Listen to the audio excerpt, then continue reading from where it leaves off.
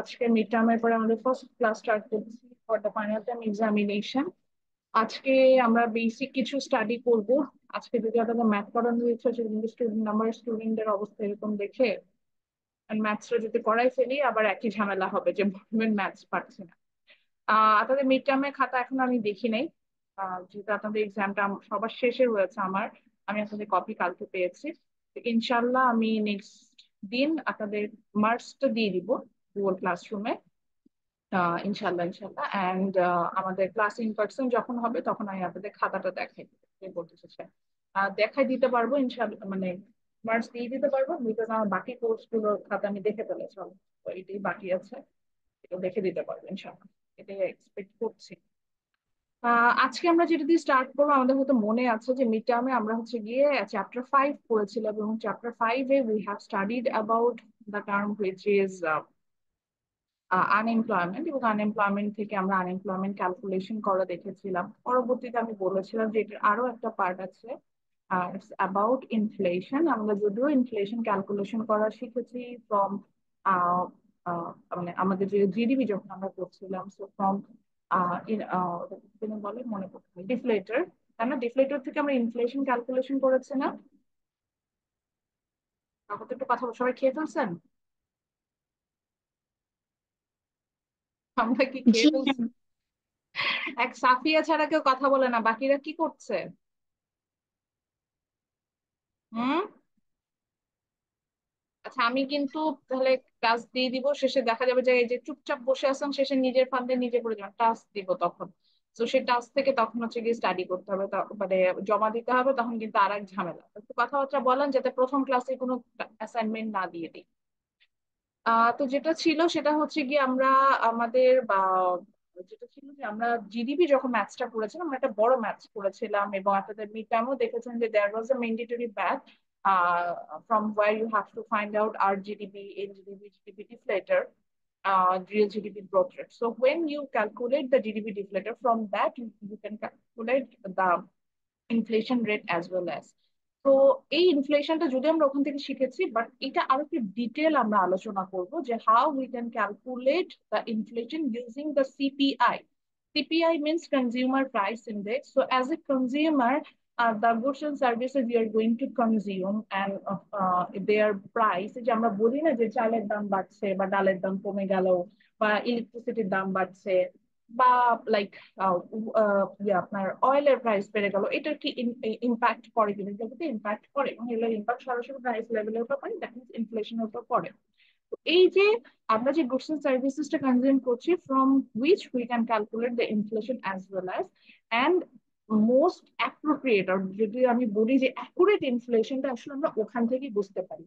কারণ আমি যখন আমরা আজকে পড়বো তখন দেখবো যে আমরা একটা কনজাম্পশন বান্ডেল ক্রিয়েট করবো, মানে আমরা দেখবো যে আমি ধরেন ওই যে এটা যেটা মার্কেট বাস্কেটের মতো, মানে এটা বাস্কেটের মতো ধরেন আপনি যখন গ্রোসারি করতে যান, ওখানে কি হয় যে আপনি একটা বাস্কেট নেন, ওখানে আপনার প্রয়োজন অনুযায়ী লাইক আপনি কিছু রাইস নিচ্ছেন, কিছু অয়েল নিচ্ছেন, কিছু সুগার নিলেন, কিছু ভেজিটেবলস নিলেন, কিছু ফ্রুটস নিলেন, এবং দেখবেন যে এটা কিন্তু আপনার প্রয়োজন, তাদের প্রয়োজনের বাহিরে যাচ্ছে না। এই একইভাবে দেখবেন যে আপনার বন্ধু হয়তো একইভাবে গ্রোসারি করছে বা অন্য কেউ, যখনই আমরা বাজার করি না কেন আমাদের কিন্তু একটা নির্দিষ্ট বাস্কেট থাকে বা নির্দিষ্ট একটা বাজেট থাকে।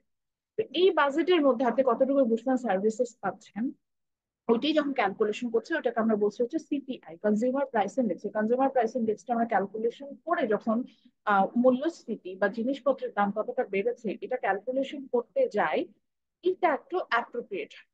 আচ্ছা, তার আগে আরো একটা জিনিস আমরা যদি এখানে বলতে চাই যে ইনফ্লেশনের ব্যাপারে কেন আমরা এইভাবেই ক্যালকুলেশনটা করব, সেখানে হচ্ছে কি যদি আমরা বলি, সেক্ষেত্রে দেখা যায় যে আজকে আমি একটা হচ্ছে গিয়ে আমি আপনাদেরকে মনে হয় বলেছিলাম যে আমি এটা একটু চেষ্টা করি রেগুলার বেসিসে কিছু না কিছু লার্ন করতে। এটা আমি নিজে না করলে অন্যদেরকে সাধারণত এটা বলি না। তো এটা আসলে লার্নিংটা করার ইন্টারেস্টটা আমার হচ্ছে গিয়ে তৈরি হয়েছে কারণ হচ্ছে আমরা আসলে লাইফ লং লার্নার এবং জানার কিন্তু কোনো শেষ নাই।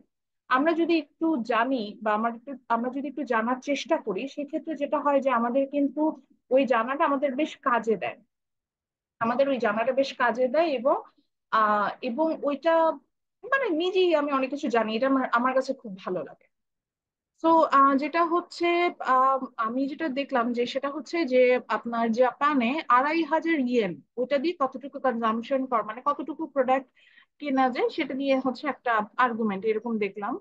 আহ এটা দেখলাম, তো ওইখানে আমি দেখলাম যে 2,500 ইয়েন জাপানে আর্ন করতে, মানে আমরা যখন একটা কনজাম্পশন বান্ডেল ক্রিয়েট করছি, মানে ধরলাম যে আমি 2,500 টাকায় কতটুকু বাজার করতে, তো 2,500 টাকা আমি কতটুকু বাজার করতে পারবো, এইটার থেকে ইম্পর্টেন্ট হচ্ছে 2,500 টাকাটা আর্ন করতে আমার কত সময় লেগেছে। লাইক 2,500 টাকা আমি হয়তো 2 দিনে আর্ন করছি, তো 2 দিনের আর্নিং যদি আমার লাইক এক বেলার খাবারে চলে যায় তাহলে কিন্তু হলো না। বা একটা ফ্যামিলি যদি একদিনের খাবারেই আমার 2 দিনের আর্নিং আমার চলে গেল, তাহলে কিন্তু আমি এই বাজারে টিকতে পারবো না, এরকম সিচুয়েশনটা ক্রিয়েট হবে। হ্যাঁ, তো ওইখানে আমরা ওটাই দেখছিলাম, তো দেখাচ্ছে যে 2,500 ইয়েনে যে আর মানে সে যে বাজার করেছে সেটা দিয়ে তার 1 সপ্তাহ চলে যাবে। তো 1 সপ্তাহ চলে যাওয়াটা তো আসলে ফ্যাক্ট না।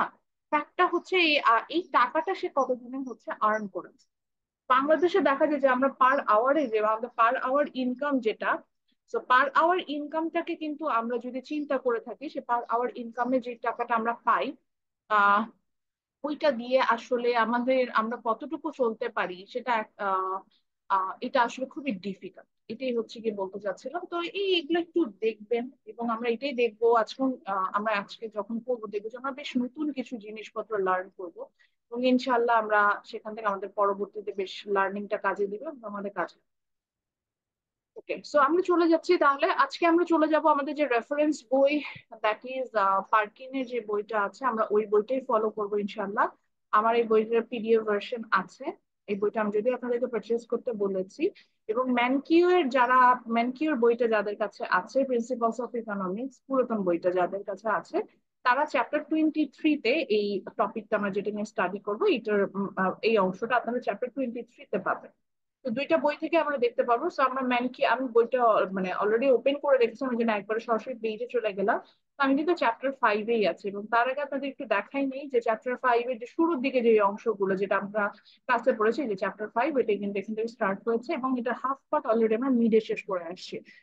আনএমপ্লয়মেন্টের পার্টটা, আজকে আমরা ইনফ্লেশনের পার্টটা স্টার্ট করবো। তো এই বইয়ের ইনফ্লেশনের পার্টটা আছে হচ্ছে পেজ 116-এ, 116 নাম্বার পেজে। তো এখানে দেখবেন যে ইনফ্লেশনটাকে যখন ওরা বলছে, আমি একটু একটু ওভারঅল ওভারভিউ দিই, তারপর স্টার্ট করছি। ইনফ্লেশনটা নিয়ে যখন ওরা কথা বলছে, এখানে খেয়াল করে দেখবেন যে ফার্স্টে ওরা দুই ধরনের আমরা পড়বো, যে inflation and deflation, there are two term, what is inflation and deflation, আমরা ওটাতে যাব।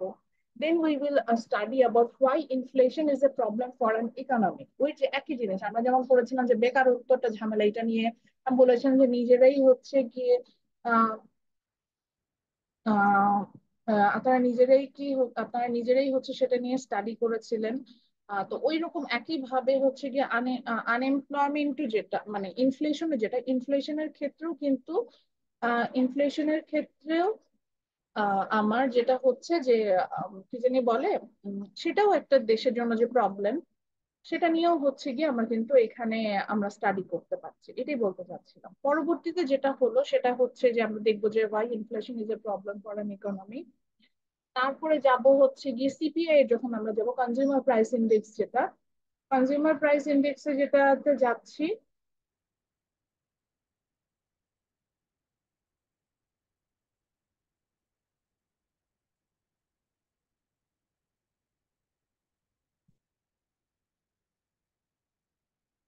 হুম হুম। আচ্ছা, কনজিউমার প্রাইস ইন্ডেক্সে আমরা যেটা যাচ্ছি সেটা হচ্ছে কি, তারপরে আমরা দেখবো যে ইনফ্লেশনটা যখন আমরা ক্যালকুলেশন করতে যাব, এখানে দুইটা পয়েন্ট অফ ভিউ থেকে ইনফ্লেশন ক্যালকুলেট করা যায় যখন আমরা খুব প্রপারলি ক্যালকুলেশন করতে যাচ্ছি। একটা হচ্ছে CPI, which is consumer price index, আর একটা হচ্ছে PPI, producer price index. Consumer end থেকে যদি আমরা চিন্তা করি, সেক্ষেত্রে আমরা সিপিআইটাকে ইউজ করে থাকি, and from the producer end we will use PPI, producer price index. But more appropriately, আর আমাদের জন্য যেটা লার্নিংটা বেশি দরকার, সেই বেসিসে আমরা আসলে সিপিআই থেকে ক্যালকুলেশন গুলো সবসময় করে থাকি। তো আমরা এখান থেকে সিপিআই থেকে ক্যালকুলেশন করবো। So first of all we will get to know about what is CPI, then how we can calculate the CPI. So CPI calculation এর জন্য আমাদের যেটা লাগবে যে we have to create a CPI basket. Then CPI basket বলতে যে একটা bundle বুঝাচ্ছি, দেন সিপিআই বাস্কেটের পরে এটা প্রাইসিংটা করতে হয়। দেন সিপিআই মানে CPI cost of CPI basket যেটা অর্থাৎ ওটার ভ্যালুটা বের করতে হয়। পরবর্তীতে সিপিআই যখন ভ্যালুটা চলে আসে তখন ইনফ্লেশন রেট ক্যালকুলেশনের জন্য একটা ফর্মুলা চলে আসে যে সিপিআই বের করবো আমরা, সিপিআই অফ দিস ইয়ার, মানে যে বছরে আমরা ইনফ্লেশন বের করতে যাবো সেই বছরের সিপিআই থেকে প্রিভিয়াস ইয়ারের সিপিআইটাকে মাইনাস করতে হবে, ডিভাইডেড বাই যে একই রকম formula divided by last year CPI into 100। এইভাবে করে আমরা ইনফ্লেশন রেট বের করতে পারবো এবং পজিটিভ নেগেটিভ যে কোনো একটা ভ্যালু আমরা এখানে পেয়ে যাব। পরবর্তীতে আমরা যেটা হবে যে ইনফ্লেশনের সাথে সিপিআর রিলেশনশিপ দেখিয়ে আমাদের হচ্ছে গিয়ে কিছু ইনফরমেশন এখানে আসবে, সেটা আমরা একটু দেখবো। এগুলো জাস্ট দেখার, এখান থেকে প্রশ্ন করি না আমি ইউজালি। পরবর্তীতে যেটা আমরা করব সেটা হচ্ছে গিয়ে এখান থেকে আর একটা জিনিস আমি আপনাদেরকে দেখাবো। আহ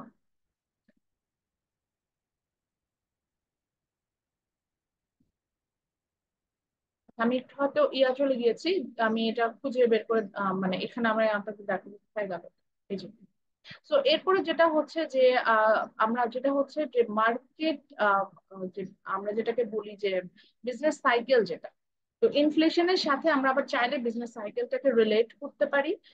তো বিজনেস সাইকেলটা আমি একটু দেখাবো। তো বিজনেস সাইকেল থেকে ইউজুয়ালি আমি প্রশ্ন করি না, বাট বিজনেস সাইকেলটাকে একটু দেখাবো যে ইনফ্লেশনের সাথে সাথে বিজনেস সাইকেলটা আসলে কিভাবে পরিবর্তন হয়। লাইক কখন আপনি পিকে থাকবেন, কখন আপনি টাফ সিচুয়েশনে থাকবেন, কখন আপনার ডাউনফল হবে। এই বিষয়গুলো হচ্ছে কি সবই আমরা ইনশাল্লাহ এখান থেকে লার্ন করে ফেলবো। এতটুকুই হচ্ছে গিয়ে মানে এই জিনিসগুলো আমাদের এখানে আসবে। তো আমরা ইনশাল্লাহ এটা শিখবো। তারপরে আমরা চলে যাব হচ্ছে এই বইয়েরই চ্যাপ্টার 10-এ। আমরা এই বইয়ের চ্যাপ্টার 10-এ চলে যাবো। আমরা এখন আছি হচ্ছে চ্যাপ্টার 5-এ। চ্যাপ্টার 5 শেষ হওয়ার পরেই আমরা সরাসরি চলে যাব হচ্ছে, আমরা চ্যাপ্টার 8 পড়েছিলাম মানি রিলেটেড। দেন আমরা চ্যাপ্টার 10-এ যাব। Chapter 10 is about macro economic indicator, খুবই important, that is aggregate demand and aggregate supply. এই এগ্রিগেট ডিমান্ড এগ্রিগেট সাপ্লাই পড়তে পড়তে এখানে যখন এগ্রিগেট ডিমান্ড পড়বো তখন আমাদের দুটো টার্ম বুঝতে হবে। একটা হচ্ছে দুটো পলিসি, মেইনলি টার্ম না, একটা পলিসি হচ্ছে ফিসকাল পলিসি আর একটা পলিসি হচ্ছে মনিটারি পলিসি। আপনি দেখবেন যে একটা দেশে যখন বেকারত্ব বেড়ে যায় তখনও সেটা কন্ট্রোল করার গভর্নমেন্টের ওয়ে আছে। আবার একটা দেশের যখন ইনফ্লেশন বেড়ে যায় সেটারও কিন্তু কন্ট্রোল করার গভর্নমেন্টের কাছে কিছু ওয়ে আছে, মানে কিছু প্রসেস আছে গভর্নমেন্ট এটা কন্ট্রোল করে। তো সেই প্রসেসটার নামই হচ্ছে আপনার fiscal policy, monetary policy. Monetary policy হচ্ছে মানি মার্কেটটাকে কন্ট্রোল করে, ফিসকাল পলিসি হচ্ছে গিয়ে আপনার গভর্নমেন্ট এক্সপেন্ডিচারটাকে কন্ট্রোল করে। মনিটারি পলিসি যখন করবো তখন দেখবেন যে ওইটার থ্রুতে আবার আমরা মার্কেটের ইন্টারেস্ট রেটটাও কন্ট্রোল করতে পারি, আর ইনফ্লেশন কন্ট্রোল হবে। আর ফিসকাল পলিসিটা হচ্ছে মেইনলি এগ্রিগেট ডিমান্ড এগ্রিগেট সাপ্লাইটা এগ্রিগেট ডিমান্ডটাকে চেঞ্জেস করতে গভর্নমেন্ট কতটুকু স্পেন্ডিং করছে এটার উপরে। তো সেই ক্ষেত্রে দেখা যায় যে এমপ্লয়মেন্ট জেনারেশন বা এই ধরনের বিষয়গুলোকে যখন আমরা চিন্তা আমলে নিই সেই ক্ষেত্রে আমাদের আবার কিন্তু আপনার মনিটারি পলিসিটা বেশ হেল্পফুল হবে, ওটা তখন ওইভাবে হেল্প করবে। আর এই হচ্ছে কি মোটামুটি বিষয়। এই আমরা ফাইনালের জন্য পড়বো। And if I get time, এবার আমার অনেক ইচ্ছে আছে, এটা আমি চেষ্টা করবো, সেটা হচ্ছে চ্যাপ্টার 9টা পড়ানো, এক্সচেঞ্জ রেট নিয়ে, অর্থাৎ কিভাবে আমরা এক্সচেঞ্জ রেটটাকে মেজার করে থাকি সেই বেসিসে যাওয়ার চেষ্টা করছি। যেহেতু আমরা একটা ক্লাস বেশি পাচ্ছি, একটা না সরি দুইটা ক্লাস বেশি পাচ্ছি, আমাদের আগে ফাইনালের আগে দেখা যেত আমরা 12টা ক্লাস নিতে হতো, এখন মিনিমাম 15টা নিতে হয়। তো সেই ক্ষেত্রে আমি যদি একটা ক্লাস বেশি পাই আমি চেষ্টা করি এক্সচেঞ্জ রেটটা কিছু আইডিয়া দিতে, কারণ এই টার্ম গুলো আপনাদের আমি আমার কোর্সে হয়তো আমি কম পড়াই দিতে পারি, বাট আপনাদের যেটা হবে যে আপনার আপনার অন্য কোনো কোর্সে স্টাডি করবেন দেখবেন যে এই টার্ম গুলো কিন্তু কাজে লাগে। এবং যদি ইকোনমিক্স রিলেটেড এই দুটো কোর্সে আপনাদের আছে, তো এগুলো আসলে শিখিয়ে দেওয়াটা আমার কাজের মধ্যে পড়ে যায়। তো আজকে আমরা খাতার মধ্যে টাইটেল দিই ইনফ্লেশন, আমরা আজকে বুঝবো যে হোয়াট ইজ ইনফ্লেশন। তো আমি একটু ডেফিনেশনটা বলছি, একটু লেখেন। লেখেন inflation means increase in average price. না অনেকবার বলেছি। আমার কি চাইতেছে জানিস? আমার কোন চাইতেছে ওই যে কবরের সামনে ছোট একটা বাঁশ, ঠিক ওই চাই যে। আচ্ছা, সো লেখেন হচ্ছে কি inflation means increase in average price level. Inflation means increase in average price level. তো একটা দেশে যখন গড়ে জিনিসপত্রের দামটা বাড়ে, মানে এভারেজ, আমি কিন্তু বলিনি ইনক্রিজ ইন এভারেজ প্রাইস, মানে ইনক্রিজ ইন প্রাইস লেভেল, আমি বলেছি এভারেজ প্রাইস লেভেল, অর্থাৎ প্রত্যেকটা প্রোডাক্টের যে দাম বাড়বে তা না, কোনো প্রোডাক্টের দাম বাড়তে পারে, কোনোটা হয়তো আনচেঞ্জ থাকতে পারে। সো এই জায়গাটাতে যেটা হবে যে অ্যাভারেজ আমরা এখানে ক্যালকুলেশনটাতে আনি, এই কারণে এটাকে বলছে average price level. So when there is an increase in average price level, that's called inflation, and the opposite of inflation is deflation. Deflation means decrease in average price level. কোনো কারণে যদি একটা দেশের ইকোনমিতে ওভারঅল প্রাইস লেভেলটা ফল করে, তখন আমরা সেটাকে ডিফ্লেশন বলে থাকি। এবং আমরা যখন ডিফলেটর থেকে we calculate the inflation rate, from there we get that if the inflation, the value of, sorry, the symbol of inflation is negative, in that case there is deflation. যদি নেগেটিভ আসে তখন আমরা সেটাকে ডিফ্লেশন কিন্তু বলে থাকি। এখন আসি বাংলাদেশের সিচুয়েশনটা আসলে কি, বাংলাদেশে কি এভারেজ প্রাইস লেভেল বেশি না কম, কি মনে হয় আপনাদের? বাংলাদেশে কি এভারেজ প্রাইস লেভেল বেশি না কম? বেশি ম্যাম। আমাদের দেশে কিন্তু ইনফ্লেশন অনেক হাই। এটার জন্যই আপনাদের আমি একটা পোস্ট দেখালাম, এই যে দেখেন, এটা হচ্ছে আজকেরই একটা নিউজ। আজকে নিউজে কি বলছে, inflation drops slightly to 9.24% in April 2024। এপ্রিলে, মানে একটু আসেন, আমি এখানে একটা ইমেজ দেখাবো মেইনলি। তো আমরা একটা ইনফ্লেশন রেটের ইমেজ দেখতে পাচ্ছি, সেখানে আমরা দেখতে পাচ্ছি যে এই কয়েক বছরের মানে বা 2022 থেকে শুরু করে, মে 2022 থেকে শুরু করে এপ্রিল পর্যন্ত এখানে তারা হচ্ছে প্রত্যেকটা মাসের ইনফ্লেশনটাকে দেখিয়েছে। পরবর্তীতে হচ্ছে আমরা আরো আসছি। তো এখানে আমরা দেখতে পাচ্ছি যে এখানে ইনফ্লেশনটা কিন্তু মানে গ্র্যাজুয়ালি আমাদের বাড়ছে। এবং ইনফ্লেশন ইটস লাইক, এটা যদি গভর্নমেন্ট স্বীকার করে যে আমরা ইনফ্লেশনের 9%-এর উপরে, হুইচ মিনস প্রেজেন্ট সিচুয়েশন কিন্তু তার থেকেও খারাপ। মানে গভর্নমেন্ট ডেফিনেটলি একদম, গভর্নমেন্ট বলেন, বাংলাদেশ ব্যাংক যারা অথরিটি, তারা ইউজুয়ালি খুব যে আহ কি জানি, মানে ইউজুয়ালি যে খুব সেখান থেকে আপনার এমন হয় না যে তারা খুব সহজে আপনার এটাকে যেটা বলে যে খুব সহজে সেটা মানে, আমি নেগেটিভ বলছি না, এটা একদিক দিয়ে ভালো, বিকজ আমরা as a citizen we are fan. তো এরকম শুনলে দেখা যায় যে যে এমন কিছু করতে পারি, তো সেই কারণে গভর্নমেন্টের উচিত বুঝে সুঝে জিনিসটাকে তাদের অ্যাসেটমেন্ট করা। সেখানে গভর্নমেন্ট কিন্তু খুব সহজে স্বীকার করবে না যে ইনফ্লেশন রেটটা কি অনেক হাই কিনা না অনেক পোর। এইখানে আমরা দেখতে পাচ্ছি যদি ইনফ্লেশন রেট 9%-এর উপরে হয়, গভর্নমেন্টই এটা একসেপ্ট করে দেয়, তো হুইচ মিনস প্রেজেন্ট সিচুয়েশন এটা আরো খারাপ। তো এবং আমরা দেখতে পাচ্ছি যে এটা কিন্তু বেশ গ্রাজুয়ালি ইনক্রিজই করেছে, বেশ উপরের দিকেই যাচ্ছে, আমি এটা দেখতে পাচ্ছি। তো এটা একটু দেখানোর জন্য, এখন আপনার কথা হতে পারে মানে আমি খাবার দাবারের ছবি দিতে, এটা একটু পরে আসবো, এটা কেন। তো এরপরে যদি আমরা যাই, সেখানে আমরা একটু দেখতে পাচ্ছিলাম যে আমি এখানে একটু সিপিআই এর একটা ছবি ওপেন করে রেখেছি, কারণ আমরা এরপর ইনফ্লেশনটা ক্যালকুলেশনের জন্য সিপিআই তে যাব। তো তার আগে সিপিআই একটা কনসেপ্ট বুঝুন, দেখেন এখানে একটা মার্কেট বাস্কেটের ছবি দিয়েছে, আমরা এটাও দেখবো। তো অ্যাডভার্টাইজমেন্ট আসে, আমার তো অ্যাডভার্টাইজমেন্টের দরকার নেই, তো এইগুলো আসে, এখানে আমরা আসবো। তো আবার চলে যাই। তো তাহলে যেটা বুঝলাম যে ইনফ্লেশন হচ্ছে যেটা একটা দেশের যখন ওভারঅল প্রোডাক্টের প্রাইস বাড়তে থাকে অ্যাভারেজে, তখন সেটাকে আমরা ইনফ্লেশন বলছি। এবং বাংলাদেশে বেশ ভালো মানের ইনফ্লেশন আছে, যেটা গভর্নমেন্টই একসেপ্ট করছে যে ইটস মোর দেন 9%। যদিও এপ্রিলে বলছে কিছুটা কমেছে, কিছুটা, কিন্তু এখন যেহেতু দেশের হিট ওয়েভ যাচ্ছে, বা আমি যেটাতে খুব মানে এটা খুব ব্যাড হচ্ছে কি আমাদের, আমরা তো কষ্ট পাচ্ছি, তার থেকে ব্যাড ইম্প্যাক্টটা পড়বে হচ্ছে কি আমাদের এগ্রিকালচারের উপরে। বিকজ এত গরমে কিন্তু যারা কেউ যদি মানে একটু রুরাল এরিয়ার দিকে থাকেন, এটা আমার সাথে হয়তো এগ্রি করবেন যে ফসলের কিন্তু প্রচুর ক্ষতি হয়। অনেকে বলছেন যে এবার আমের ফলন কম হবে। আমের বিষয়টা কি, আমের সিজন থাকে, কোনো বছর আম অনেক বেশি হয়, কোনো বছর আম অনেক কম হয়, ওইটা নিয়েই আনা। কিন্তু আমাদের যে মেইন যে আমাদের যে ফুড, যেটা যেটা আমাদের স্টেপল ফুড আমরা যেটা বলি, লাইক রাইস, হুইট, তারপর পোট্যাটো, ভেজিটেবলস, এগুলো কিন্তু প্রচুর হচ্ছে গিয়ে ক্ষতিগ্রস্ত ধান খুব বেশি রোদ পড়লে ধান হয়েছে, যেটা হয় যে ধানের বীজটা শুকায়, যেটাকে বলে চিটা হয়ে যায় আমাদের এলাকায়। যেরকম ধানটা নষ্ট হয়ে যাবে, ধান নষ্ট হলে আপনি বুঝতে পারছেন চাল নাই, আমি খাবো কি, আমাদের বিষয়টা অনেকটা এরকম দাঁড়াবে। তো এটা হচ্ছে একটা নেগেটিভ ইম্প্যাক্ট। তো সেই ক্ষেত্রে আসলে আমাদের দেশে ইনফ্লেশনটা বাড়ার, আমি অ্যাজ এ ইকোনমিস্ট এটা প্রেডিক্ট করছি, এই বিরূপ প্রকৃতির কারণে কিন্তু ইনফ্লেশন বাড়ার সম্ভাবনা বেড়ে যাচ্ছে উত্তর বাংলাদেশে।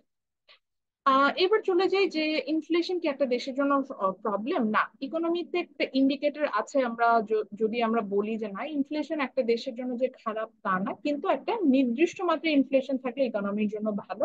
এর থেকে বেশি যদি ইনফ্লেশন হয়ে যায়, অবশ্যই it's a negative for that economy. So একটা দেশের ইনফ্লেশন যদি আপনি অন অ্যান এভারেজ আমি মনে হয় একটা ক্লাসে বলেছিলাম, কারণ কি মনে আছে কত পার্সেন্ট ইনফ্লেশন থাকলে একটা দেশে আমরা ধরে নিই যে ইনফ্লেশন জিরো, মানে আমরা বলি যে সমস্যা নেই, এতটুকু ইনফ্লেশন থাকতেই হবে, বলেছিলাম, মনে আছে কারোর? বলি নাই না? আচ্ছা, যদি কোনো কারণে আপনি দেখেন যে একটা ইকোনমির ইনফ্লেশন হচ্ছে 4%, হ্যাঁ, আপনি দেখলেন যে ওরা বললো, ক্লেম করলো যে আপনাদের দেশের ইনফ্লেশন হচ্ছে 4%, 4% প্লাস মাইনাস যেটা বলা যায়, তো যাই হোক 4% আমি যদি ধরি, 4% প্লাস হয়ে গেলেই হচ্ছে বেশি, 4% হলে আসলে আমরা ধরে নিই যে ইকোনমির ইনফ্লেশনটা অ্যাকচুয়ালি 0%, অর্থাৎ একটা ইকোনমিতে চলনসই হওয়ার জন্য 4% ইনফ্লেশন দরকার আছে।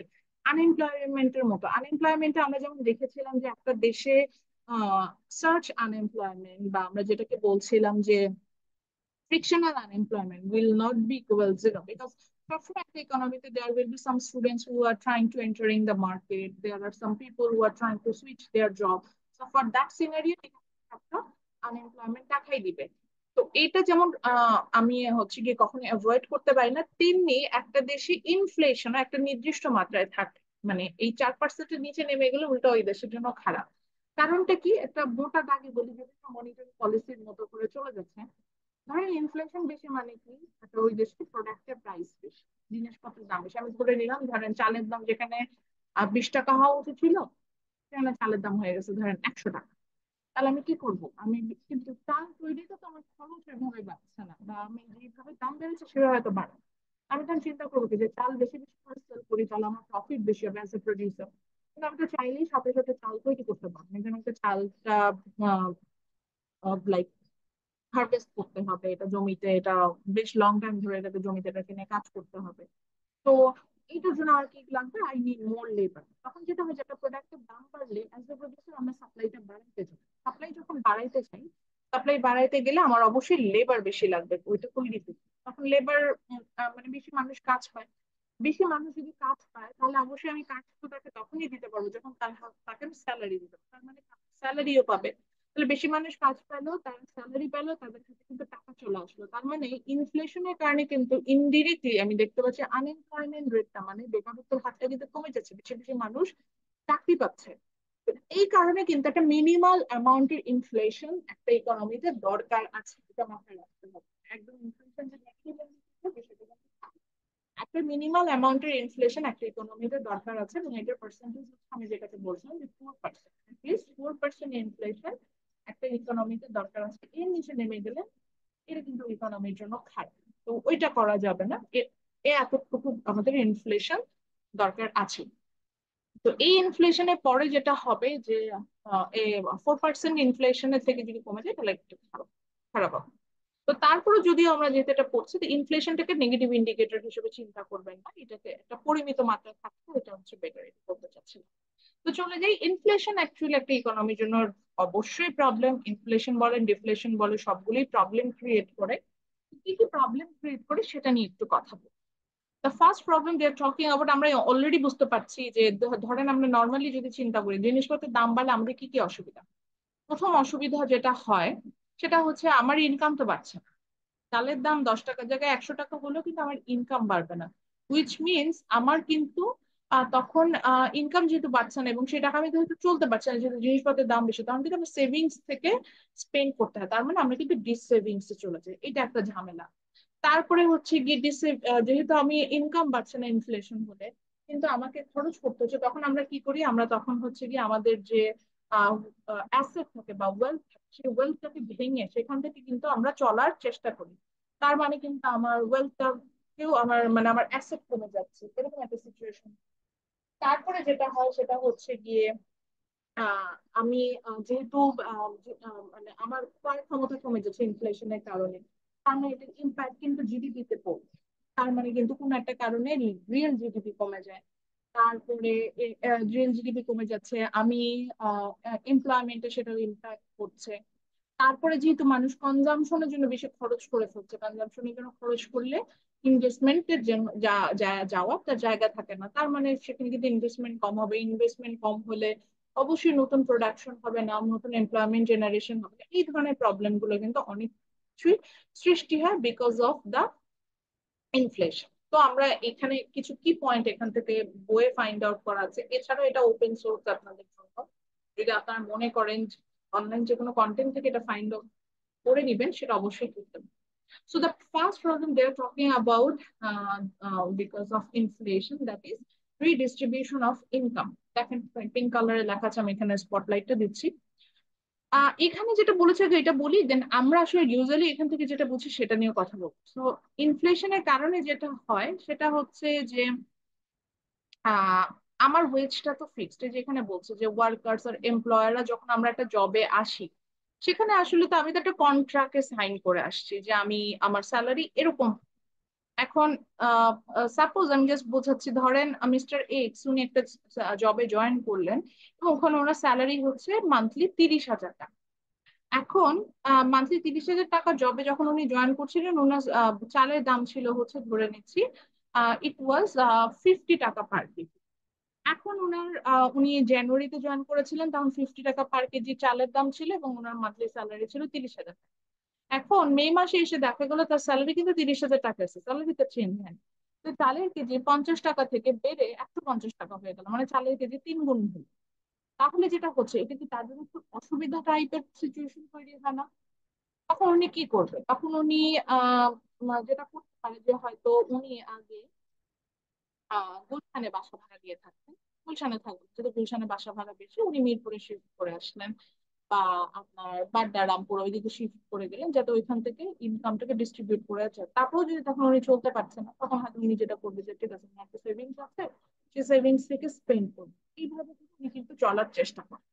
তো usually when inflation it means they are, মানে এখানে এই একই কথাই বলেছে যে এখানে একটা ওয়ার্কার তারা যখন জয়েন করে, অ্যাটলিস্ট আমরা 1 বছর একটা কন্ট্রাক্টে জয়েন করি এবং এর মধ্যে কিন্তু আমাদের বার্গেনিং করার কোনো সুযোগ থাকে যে আমার স্যালারিটা চেঞ্জ করে দাও। এখন যেহেতু ইনফ্লেশন বাড়লে প্রোডাক্টের দাম বাড়ে, বাট ওয়েজ রেটটা যেহেতু আনচেঞ্জ থাকে, ফলে ফলে যেটা হয় যে আহ, আহ, যেটা হয় যে তারা কিন্তু অনেক বেশি, মানে তারা বার্গেনিং করে, বা তাদের যেটা হয় যে তারা মানে তারা দ্রব্যমূল্য এই ঊর্ধ্বগতির মধ্যে তারা সার্ভাইভ করতে পারে না। তখন যেটা হয় যে তারা অন্য কোনো সেক্টরে, যে সেক্টরে হয়তো তাদের কোনো ইম্পর্টেন্ট মানে লাইক ধরেন হেলথ কেয়ার বা ধরেন রিক্রিয়েশন বা এন্টারটেনমেন্ট, এইরকম পারপাস না করলেও হয়, বা এরকম কিছু পারপাসে তখন তারা কাজ করে বা সেখান থেকে রিডিস্ট্রিবিউট করে, অর্থাৎ নতুন করে ডিস্ট্রিবিউশন করে ইনকামটাকে নিয়ে আসে। যে সেক্টরে খরচ করার কথা ছিল সেগুলোতে খরচ না করে আমরা এখানে চলে আসি। এবং এটা গত মাসে একটা সার্ভে প্রথম আলো 5,000 ফ্যামিলির উপর করে এটা একটা রিপোর্ট দিয়েছিল, সেখানে তারা বলছে 55%, বা ঢাকা শহরের 55% আহ মানুষ যারা হচ্ছে গিয়ে আপনার মিডল ক্লাস বিলং করে, তারা বা হচ্ছে আপনার তাদের সেভিংস ভেঙে খাচ্ছে, এরকম বলেছে তারা, মানে সেভিংস থেকে খরচ করতে বাধ্য হচ্ছে। তো জিনিসটাকে আমি যেটা বুঝেছি সেটা হচ্ছে গিয়ে যে যেহেতু তাদের ইনকাম চেঞ্জ হয় নাই, তো সবকিছুরই দাম বাড়ছে, সো তারা ইনকামটা দিয়ে সার্ভাইভ করতে পারছে না। সেক্ষেত্রে ম্যাক্সিমামই তারা তাদের যে সেভিংসটা ছিল, এখানে সেভিংস বলতে যে ব্যাংকে টাকা রাখা সেটা না, হতে পারে আপনার হয়তো একটা গ্রামে জমি আছে, সেই জমিটা থেকে যে ইনকামটা হচ্ছে এটা হয়তো আপনি খরচ করতেন, সেটা আপনি করছেন, তার মানে আপনি কিন্তু আপনার সেভিংস থেকে খরচ করছেন। বা আপনার একটা গোল্ড আছে, আপনি সেটা সেল করে দিলেন যে চলতে পারছে না, ঠিক আছে এটা সেল করে দিয়ে ওখান থেকে যে কিছু টাকা পাওয়া যাবে সেটা দিয়ে চলবো, এইটাকে বলছে সেভিংস থেকে চলা। তো সেখানে কিন্তু সেভিংস থেকে চলছে, এটাই হলো বিষয়টা। তো যেটা হয় যে when there is inflation, as our salary is not changes or our wage is not changes, in that cases to survive in the society with the high price level, we are actually bound to redistribute our income. যেমন আমি আমার কথাই বলতে পারি, আমার last মান্থে একদম আমার যে লাইফ টাইমে এই জিনিসটা হয় নাই। আমার যা স্যালারি পেয়েছিলাম সেটা দিয়ে তো চলতেই পারিনি, উল্টা আমার অ্যাকাউন্টে একদম মানে মানে অনেকদিন পর আমি চিন্তা করেছি যে আল্লাহ পাকের কি রহমত ছিল আমার উপরে। যখন আমি একটু অসুবিধাজনক সিচুয়েশনে পড়েছি তখন রিয়েলাইজ করেছি এটা একদম মানে লেস দেন 1,000 টাকা আমার অ্যাকাউন্টে টাকা চলে আসছে। এবং এই অবস্থা আমি চলছি। পরে আমি যেটা করলাম যে আমি অ্যাকচুয়ালি লেন্ড করেছি ফ্রম মাই প্যারেন্ট। তো এই জিনিসটা আমাকে করতে হয়েছে। আমি পরে দেখলাম কেন হইলো, কারণ হচ্ছে রোজার মানে ঈদের মাস ছিল। আমি দেখতে পাচ্ছি একটা পোশাক, যে পোশাক আমি এক্সপেক্ট করতাম 1,500 থেকে 2,000 টাকায় কিনবো, এবার ঈদের বাজারে আমি একটা জামা, তুমি জামা 4-5 হাজার টাকার নিচে দেখি না। তারপরে মানে স্পাইস, বা ধরেন যেগুলো যে রান্না বান্না করার জন্য যেগুলো লাগে স্পাইস বা তেল, আল্লাহ পাক, তেল কিনতে 1500 টাকা খরচ হয়ে যায়। 1000 টাকা লাগে শুধু গরুর মাংস কিনতে, মাংস কিনতে গেলে 1000 টাকা নাই 1 কেজি, নট এ মানে sufficient। একটা মুরগি কিনবো, মুরগির কেজি 360 টাকা, এটা কোনো কথা? মানে এই যে আমি দাম বলতেছে সবকিছু এমন দাম এবং এমন অবস্থা। পরে আমি যে বলছি, আমি যে সেভিংসে চলে গিয়েছিলাম, আই হ্যাভ টু লেন এখন। ঠিক আছে, আমার হয়তো ব্যাংক থেকে লেন করে নেন, বাট আমাকে করতে হয়েছে তো, কারণ আমি চলতে পারছিলাম না। এবং এই মাসে আমি এখনো মানে এখন এই মাসে আমার ক্রেডিট কার্ডে বিল দিতে হবে, এবং ক্রেডিট কার্ডে বিল দিলে আমার যে স্যালারির 60% হচ্ছে আমার ক্রেডিট কার্ডের বিলে চলে যাবে। এইটা হলো কেন? কারণ হচ্ছে আমার যে স্যালারি সেটাতে আমি চলতে পারছি না, আমার বেসিক নিড যেটা আমি সেটা ফুলফিল করতে পারছি না। তখন আমি কি করছি, বিভিন্ন যে ক্রেডিট কার্ড থেকে নিচ্ছি, এটা কিন্তু আমার মানে একটা সেভিংস এর জায়গা পড়ে, বা আমি বিভিন্ন পার্সোনাল এক্সেলেন্ট করছি, এটা কিন্তু আমার সেভিংস এর যে আমি ইনকামটাকে রিডিস্ট্রিবিউট করছি, যে কাটছাট করে তারপরও যেটুকু চলার জন্য যা লাগে এখানে যাচ্ছে। এই যে যে ঘটনাটা ঘটে, এটা কিন্তু ইনফ্লেশনের জন্য হচ্ছে। এখন যদি একটা ড্রেস, যেটা আমাকে বেসিক নিড, আমাকে পড়তে হবে, এটার দাম যদি 4000 টাকা না হয়ে যদি 1000 টাকা হতো, তাহলে কিন্তু আমার এই সিচুয়েশনে পড়তে হতো না। বা চালের কেজি যদি একটা বা কালি জিরা চাল, সেগুলো যেগুলো যেগুলো ওই যে পোলাও পোলাও রান্না করে, এই ধরনের চালের কেজিতে 120 টাকা পার কেজি না হয় 20 টাকা হতো, নিশ্চয়ই আমি এরকম সিচুয়েশনে পড়তাম না। তো এই যে দামটা বাড়ছে বলেই কিন্তু আমরা এই ধরনের সিনারিয়েট গুলো ফেস করছি। দেন যে সেকেন্ড একই জিনিস, ডিস্ট্রিবিউশন অফ ওয়েলথ, এটাও একই রকম। যখন আপনি দেখছেন যে ইনফ্লেশনের কারণে প্রোডাক্টের price level high and your salary is fixed, তখন আপনি যখন চলতে পারবেন না, তখন আপনি যেটা করবেন যে আপনার যে ওয়েলথ, যেটা থেকে হয়তো আপনি একটা ইন্টারেস্ট বা আপনি একটা রেগুলার বেসিসে হালকা কিছু ইনকামও করছিলেন, কিন্তু সেই ওয়েলথটাকে আপনি রিডিস্ট্রিবিউট করতে বাধ্য হবেন। রিডিস্ট্রিবিউট, যেমন আমি একটু আগে বলছিলাম যে আমি বড় করছি, আমি যখন বড় করছি অবশ্যই আমার, আমি যখন ধার করছি, আমি যার কাছ থেকে ধার করছি তাকে আমাকে একটা সময় লেনটা রিপে করতে হবে। তো এটা যখন আমি রিপে করছি, যখন যদি আমার অ্যাবিলিটি না থাকে, তখন আমি কি করবো, আমার ওয়েলথ যতটুকু আছে সেখান থেকে কিন্তু আমি রিডিস্ট্রিবিউট করার চেষ্টা করবো। তো যখন একটা মানুষ ইনফ্লেশনে পড়ে যায় এবং তার ইনকাম ফিক্স থাকার কারণে সে যদি চলতে না পারে, তখন তার যা অ্যাসেট থাকে সেই অ্যাসেটটা ভেঙে শেষ থাকে, মানে অ্যাসেটটা ভেঙে শেষ হয় না। এটাকে বলছে রিডিস্ট্রিবিউশন অফ ওয়েলথ। থার্ড যেটা বলছে lower real GDP and employment. Lower real GDP employment বলতে আসলে যেটা বুঝিয়েছে সেটা হচ্ছে lower real GDP and employment, এটা বলতে আসলে এখানে যেটা বুঝিয়েছে সেটা হচ্ছে যে যেহেতু ইনফ্লেশন বাড়লো, জিনিসপত্রের দাম বাড়লো, দাম বাড়ার সাথে সাথে আমি তো, আমার তো ইনকাম বাড়ে নাই, অবশ্যই আমাকে তখন মানে এই বাজারে যখন চলতে গেলে, মানে যখন দাম বেশি সেই বাজারে আমার চলতে গেলে সেটা হচ্ছে আমি কম গুডস এন্ড সার্ভিসেস কনজিউম করার চেষ্টা করি। যতটুকু না করলেই না, তাতে যে বিজনেস সার্ভিসে ফোকাস করেন, বিজনেস সার্ভিস যদি আমি কম কনজিউম করি, আগে হয়তো ধরেন আপনি 10 কেজি চাল কিনছিলেন, সাফিয়া বলেন, Safia you have raise your hand, আমার কথা কি শোনা যাচ্ছে না এরকম কিছু? ম্যাম আপনার কথা শোনা যাচ্ছে না। আচ্ছা, এখন দেখেন তো ঠিক আছে? জি ম্যাম, এখন শোনা যাচ্ছে। যদি দেখেন যে আমার কথা শুনতে অসুবিধা হচ্ছে, একটু বলবেন, যে হেডফোনের তারটা একটু নড়াচড়া করলে অনেক সময় শোনা যায় না, তো আমি ঠিক করে দেবো ইনশাল্লাহ। হ্যান্ড রেজ করলেই হবে, আমি বুঝে নিব। তো যেটা হচ্ছে যে আমি গুডস এন্ড সার্ভিসে এখানে ফিক্স থাকি, সো ইনফ্লেশন বেশি means I can consume less goods and services. আমরা যখন জিডিপি ক্যালকুলেশন করছিলাম, আমরা দেখছেন যে জিডিপিটা কিন্তু ডিপেন্ডই করে যে একটা ইকোনমিতে কতটুকু গুডস এন্ড সার্ভিসেস সেল হচ্ছে। তা এখন যদি গুডস এন্ড সার্ভিসেস কম সেল হয়, লাইক আমি বলছিলাম যে আমি 10 কেজি চাল আমার কনজাম্পশনের দরকার ছিল, now because of high price level আমি বিলো 10 কেজি, লাইক আমি ধরেন 5 কিলো রাইস আমি এখন পার মান্থে কনজিউম করছি। তার মানে আমার কিন্তু কনজাম্পশন কমে গেল, তার মানে আমি কম গুডস এন্ড সার্ভিসেস কম কনজিউম করছি। একইভাবে 18 কোটি মানুষ সবাই কিছু না কিছু জায়গা থেকে কমাই দিচ্ছে। সবাই যদি গুডস এন্ড সার্ভিসেস কম কনজিউম করে, হুইচ মিনস ওভারঅল ইকোনমিতেই গুডস এন্ড সার্ভিসেস কম কনজাম্পশন হচ্ছে, তার মানে কিন্তু জিডিপিতে একটা ইম্প্যাক্ট পড়বে। সো এইভাবে indirectly when there is inflation people consume less goods and services because of the high price, so that it has direct impact on the GDP. More specifically, it has direct impact on real GDP. And when the GDP is lower or the real GDP is lower, it means the overall income for that economy or national income যেটাকে আমরা বলতে পারি it will lower. When the national income will lower, which means there will be no employment generation. একটা economy কিন্তু GDP কমে গেলেও ঝামেলাই জায়গায় যে employment generation. And if there is no new employment generation, সেক্ষেত্রে কিন্তু যেটা হবে যে unemployment rate টা raise করবে।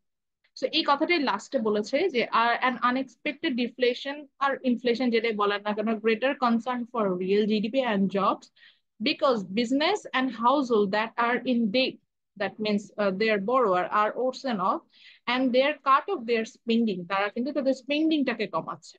দেন বলছে a fall in total spending bring a recession and raising unemployment, অর্থাৎ এই যে আমি যে টোটাল স্পেন্ডিংটাকে আমরা সবাই কাট অফ করলাম, সবাই কম গুডস এন্ড সার্ভিসেস কনজিউম করলাম, ওভারঅল যেটা হচ্ছে ইকোনমিতে একটা রিসেশন আনলো, মানে নতুন করে কোনো এমপ্লয়মেন্ট জেনারেশন ইকোনমিটাতে গেল না। So it will create raising unemployed. আচ্ছা, এরপরে আসি লাস্ট পয়েন্টটা যেটা বলেছে, এটা খুব একটু বোঝাটা ডিফিকাল্ট। বলছে ডাইভার্ট রিসোর্সেস ফ্রম প্রোডাকশন। আচ্ছা, রিসোর্সটাকে প্রোডাকশন থেকে ডাইভার্ট করে ফেলছে, এরকম একটা কথা বলছে। এখানে যেটা হচ্ছে যে আগে বুঝাই তারপর আমি যাচ্ছি। রিসোর্স বলতে আমরা কি বুঝি? রিসোর্স বলতে এখানে আমরা কিন্তু ফ্যাক্টরস অফ প্রোডাকশনকে মেইনলি বুঝেছি, ল্যান্ড, লেবার, ক্যাপিটাল, আমি যেটা ছিল সেটা। এখন ইনফ্লেশন বাড়া মিন্স হচ্ছে গিয়ে আমি আমার রিসোর্স যেটা আছে সেটা দিয়ে আগে চেষ্টা করবো তো আমি তাকে সার্ভাইভ করতে, আমার কি নতুন করে ইনভেস্টমেন্টে যাবো নাকি আমি সার্ভাইভ করবো, এটা কিন্তু আমার প্রথম প্রশ্ন। এখন ধরে নিলাম ইউ হ্যাভ 10,000 টাকা, দ্যাটস ইউর রিসোর্স। এখন এই 10,000 টাকাতে আইদার আপনি আপনার বেসিক নিড, ফুড, ক্লোথ এগুলো কনজিউম করতে পারেন, অথবা 10,000 টাকাটা আপনি একটা বিজনেসে ইনভেস্ট করে নতুন করে একটা কিছু তৈরি করতে পারেন। এখন আপনি দেখলেন যে আপনার খাবারের জন্য টাকা নেই বা খাবার নেই ঘরে, তখন কিন্তু আপনি চিন্তা করবেন না যে আমি একটা বিজনেস স্টার্ট করি, আপনি আগে চিন্তা করবেন যে আমি খাবারটা কনজিউম করি, তারপরে যদি টাকা থাকে দেন আমি বিজনেসে যাই। তো ইয়েস, এটাই বোঝাচ্ছে যে when there is inflation it creates diverse resource from production, resource থেকে কিন্তু প্রোডাকশনের থেকে সরায় দেয়। এখানে যেটা বলছে যে আমরা আমাদের তখন যেটা হয় যে সাপোজ একটা বিজনেসম্যান, তার অলরেডি হয়তো ধর একটা ভেঞ্চার আছে, এখন দেখলো যে তার এই ভেঞ্চারটায়, বা ধরেন একটা বিজনেসম্যান, আমি ধরে নিচ্ছি তার একটা রেস্টুরেন্ট বিজনেস আছে, এখন রেস্টুরেন্টে নতুন করে ইনভেস্টমেন্টে যেতে হলে তার যে টাকাটা লাগবে, তার হাতে যে টাকাটা আছে সেটা দিয়ে আইদার সে নতুন ইনভেস্টমেন্টে যেতে পারে, অর্থাৎ রেস্টুরেন্টটা বড় করতে পারে, প্রোডাকশন বাড়াইতে পারে, অথবা সে বাসার জন্য স্পেন্ডিং, মানে তার নিজের জন্য স্পেন্ডিংটা কন্টিনিউ করতে পারে। এখন ওই যে একই কথা বললাম যে তখন দেখবে যে আমার স্পেন্ডিং, মানে আমার বাসায় চাল ডাল কিনতে হবে, বা বাসা ভাড়া দিতে হবে, বা ইলেকট্রিসিটি বিল দিতে হবে, বা ডক্টরস এর ফিস দিতে হবে, সেটা থেকে সেটা কিন্তু তার জন্য ইম্পর্টেন্ট হয়ে যাবে rather than to extend his business. So যেটা হয় তখন সে ওই রিসোর্স যেটা হয়তো সে বিজনেস ইনভেস্ট করতে পারতো, জিনিসপত্রের দাম বাড়ার কারণে সেই রিসোর্সটা সে তো বিজনেসে ইনভেস্ট করতেই পারলো না, সেই টাকাটা সে যেটা করলো সেটা হচ্ছে গিয়ে সে সে তার নিজের পার্সোনাল কনজাম্পশনের জন্য খরচ করে ফেললো। এই ঘটনা কিন্তু প্রচুর হচ্ছে গিয়ে ইনফ্লেশনের সময় হয়। এবং আপনি যদি কোনো ছোট উদ্যোক্তাদের সাথে স্পেশালি কথা বলে দেখেন, তারা দেখবেন যে আপনার সাথে এই বিষয়টা অনেক শেয়ার করবে যে ইনফ্লেশনের কারণে তারা অনেকেই আপনার হচ্ছে গিয়ে নতুন করে ইনভেস্টমেন্টে না যে যে টাকাটা তারা, এটা এইভাবে তারা বলে যে ক্যাপিটাল, তাদের হাতে যে ক্যাপিটালটা ছিল সেই ক্যাপিটালটাকে তারা উল্টো হচ্ছে গিয়ে তারা মানে ক্যাপিটাল ভেঙে চলছে, এরকম কথা বলা যায়। ক্যাপিটালটাকে ভেঙে তারা হচ্ছে গিয়ে তাদের পার্সোনাল কনজাম্পশন যেটা আছে সেইটা চালানোর চেষ্টা, এই ঘটনাগুলো কিন্তু প্রচুর ঘটে, ইনফ্লেশন খুব বেশি হয়। তো এই ছিল হচ্ছে গিয়ে নেগেটিভ সাইড অফ ইনফ্লেশন। এছাড়া যদি আরো কিছু পয়েন্ট, যখন আপনারা অনলাইন কন্টেন্টে যাবেন দেখবেন যে ইনফ্লেশনের কারণে আনএমপ্লয়মেন্ট বাড়ে, খুব বেশি এক্সেসিভ ইনফ্লেশন হলে আনএমপ্লয়মেন্ট বাড়ে, মানে নতুন জব ক্রিয়েশন হয় না এটা বলে। তারপরে বলে যে একটা দেশের ওভারঅল ইনভেস্টমেন্ট কমে যায়, ডিসেভিংস এ চলে যায়। ডিসেভিংস বলতে বুঝে যখন আপনার সেভিংস নাই, উল্টা হচ্ছে গিয়ে সেভিংস থেকে আপনি ভেঙে খাচ্ছেন, ডিসেভিং, তাহলে তো বুঝতেই পারছেন। মানে যে বলছিলাম যে 10,000 টাকা ইনকাম আপনার, এখন সেই টাকাটা আপনি চলতে পারছেন না, তার মানে আপনি কিন্তু আপনার সেভিংস থেকে চলা শুরু করবেন, এবং তারপরেও যদি আরো বেশি আপনাকে স্পেন্ড করতে হয়, তখন যেটা হবে যে আপনার উল্টো যে সেভিংস গুলো ছিল সেখান থেকে আপনি চলার জন্য কিন্তু খরচ করতে শুরু করবেন। এই যে এই ঘটনাগুলো, এগুলো সবই কিন্তু these are some negative part of inflation. কিন্তু ওভারঅল আমরা এগুলো শুনে চিন্তা করছি যে মনে হয় একটা ইকোনমিতে ইনফ্লেশন খুবই খারাপ, কিন্তু না, ইনফ্লেশন আবারও বলছি it's not a negative indicator, এটা পরিমিত মাত্রায় ইনফ্লেশন একটা ইকোনমিতে সবসময় দরকার আছে। যেটা আমি আগেও বলছিলাম, শুরুতেই বলছিলাম যে ইনফ্লেশন না থাকলে কিন্তু আপনার প্রফিট লেভেল যেটা বাড়ার বিষয় যেটা, সেটা কিন্তু আপনার কাছে মনে হবে না যে বাড়ছে। যদি প্রফিট আপনার কাছে মনে না হয় যে আপনার বাড়ছে, তখন কিন্তু আবার আপনি ইনভেস্টমেন্টে যাওয়ার কথা চিন্তা করবেন না। তো সেক্ষেত্রে কিন্তু নতুন জব ক্রিয়েশন হবে না। একটা নির্দিষ্ট মাত্রায় যদি ইনফ্লেশন থাকে, সেটা কিন্তু আবার একটা ইকোনমির জন্য খারাপ না, বেশ ভালো। আমরা এগুলা নিয়ে আরো আলোচনা করবো ইনশাল্লাহ। আজকের ক্লাস থেকে দুইটা হচ্ছে গিয়ে প্রশ্ন আমার আসতে পারে। প্রশ্নগুলো একটু লেখেন লেখেন। Compare between inflation and deflation. compare, COMPARE, compare between inflation and deflation. লিখছেন কোশ্চেনটা?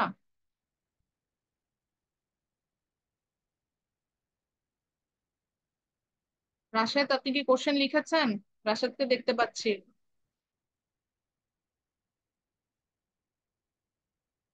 কেউ কিছু লেখেন, আচ্ছা না ম্যাম লিখলেন। Compare between inflation and deflation, এটা হচ্ছে গিয়ে লেখেন। Compare between inflation and deflation.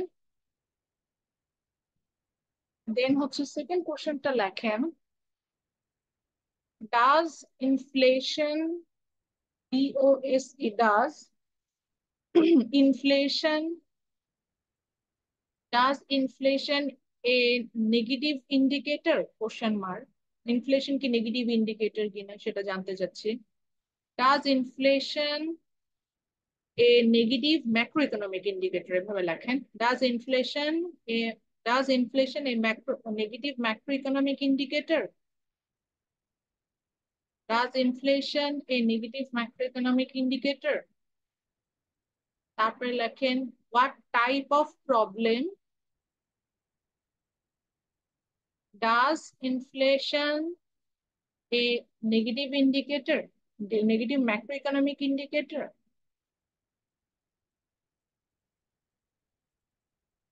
তারপরে লেখেন what type of problem, what type of problem, what type of problem create when there is inflation in an economy? What type of problem create when there is inflation in an economy? Ma'am লাস্টেটা একটু আরেকবার বলবেন ma'am. আচ্ছা, আবার বলছি। প্রথম প্রশ্ন করেছিলাম হচ্ছে compare between inflation and deflation. এখানে জাস্ট হচ্ছে ইনফ্লেশন কি ডিফ্লেশন কি এটা বললেই হয়ে যাবে। একটা পজিটিভ সাইন দিয়ে বুঝে, একটা নেগেটিভ সাইন দিয়ে বুঝে, এতটুকু হলে হবে।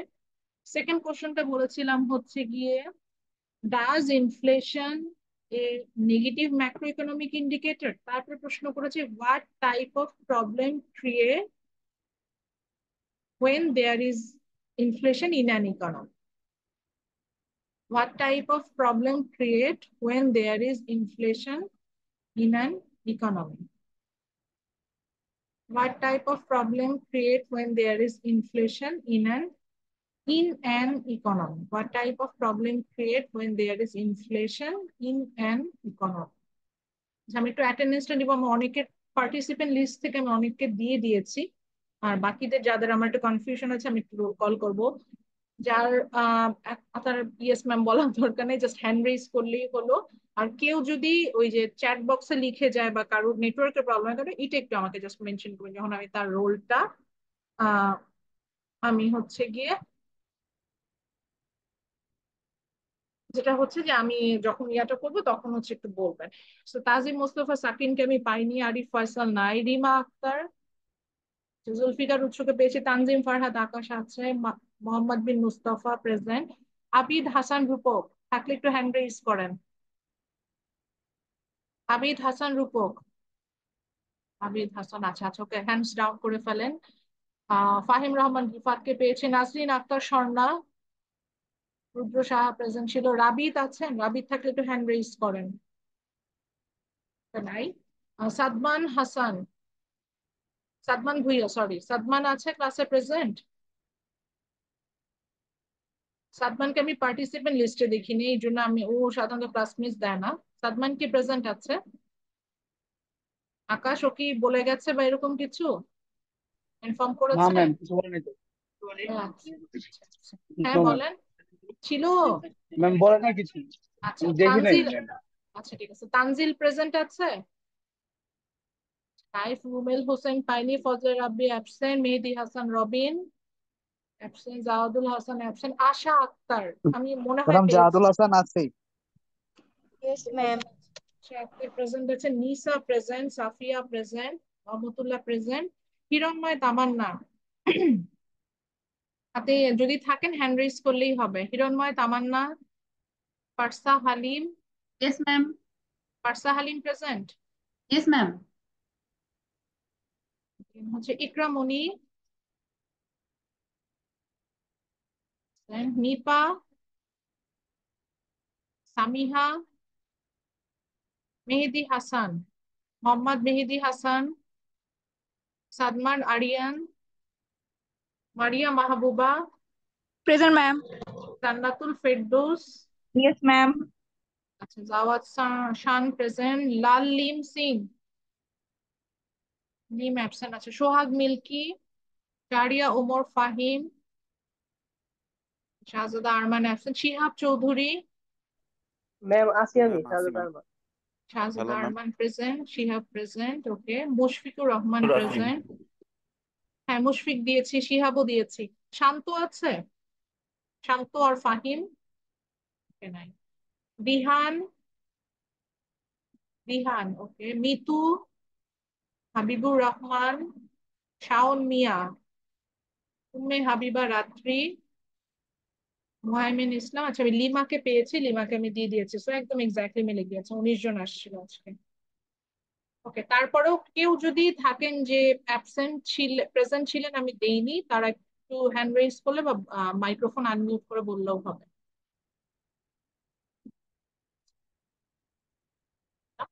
ওকে, নেক্সট ক্লাসে আমাদের যেটা হবে, আমাদের ম্যাথসটা আমরা করবো ইনশাল্লাহ। আমাদের এখান থেকে এরপরের টপিকটা আমরা দেখবো যে আমরা ইনফ্লেশন ক্যালকুলেশনটা দেখবো। নেক্সট ক্লাসটা নিয়ে একটু কথা আছে আমার নেক্সট দিন একটু ইমার্জেন্সি আছে। আমি যদি ইউনিভার্সিটিও থাকতাম তাহলে মানে আপনাদের যদি ইন পার্সন ক্লাস থাকতো আমার, আমি দেখা যেত থার্সডে আসলে লিভ নিতাম।